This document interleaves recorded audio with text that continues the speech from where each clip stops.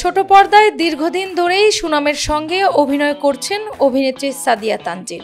2021 সালে নির্মাতা রাশিদ পলাশের পদ্মা পুরাণ সিনেমা দিয়ে বড় পর্দায় অভিষেক ঘটে তার। এই সিনেমায় বেশ সাহসী চরিত্রে ধরা দেন সাদিয়া তানজিল।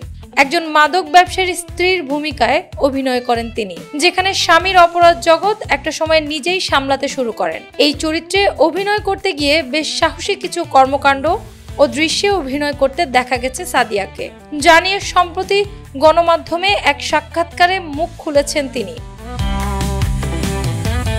বরাবরই ছোট পর্দায় সাধারণ কিছু চরিত্রে অভিনয় করা সাদিয়াকে এমন সাহসী অবতারে দেখে অবাক হয়েছেন ভক্তরাও।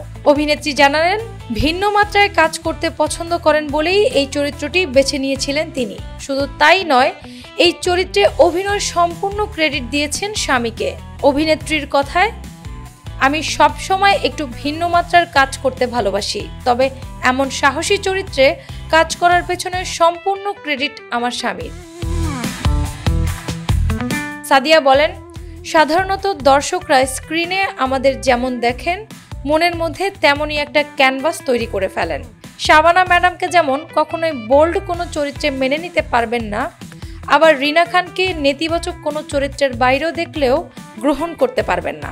সে কারণেই এমন একটা চরিত্রে অভিনয়ের প্রস্তাব আসার পরে নির্মাতার সঙ্গে কথা বলে 2 দিন সময় নেই।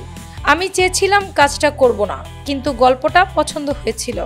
পরে স্বামীর সাথে শেয়ার করি, সে আমাকে বলে, অবশ্যই তুমি কাজটা করবে, তুমি যে অভিনয় পারো, তোমার যে অভিনয়ের একটা যোগ্যতা আছে সেটাই তো প্রকাশ করবা।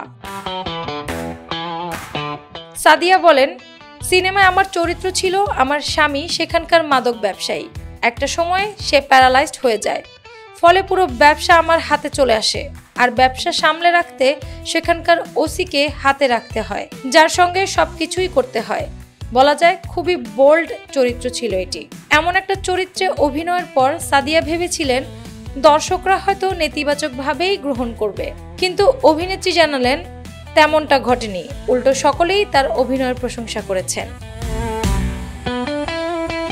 অ্যানি আক্তার, বাংলা বাজার পত্রিকা।